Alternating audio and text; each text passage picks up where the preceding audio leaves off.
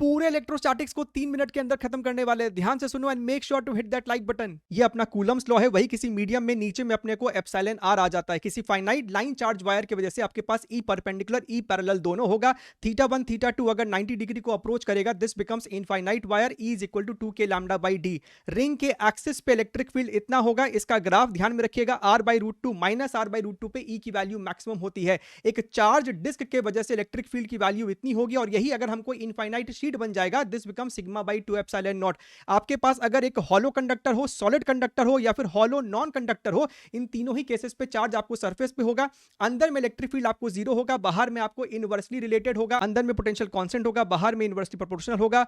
आपके पास अगर एक सॉलिड नॉन कंडक्टर हो, अंदर तक यूनिफॉर्मली चार्ज डिस्ट्रीब्यूटेड है, तो अंदर में इलेक्ट्रिक फील्ड आपको K Q R by R cube या फिर rho R by 3 epsilon naught, और बाहर में आपको अगेन इनवर्सली रिलेटेड होगा।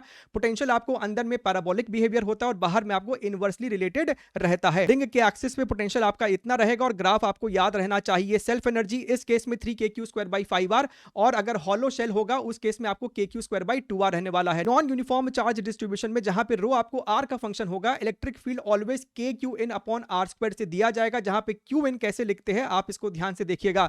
अगर हमारे पास v और e होगा तो उसके बीच का रिलेशन इंटीग्रल फॉर्मेट में ऐसे और पार्शियल डिफरेंशिएशन के फॉर्मेट में ऐसे दिया जाता है।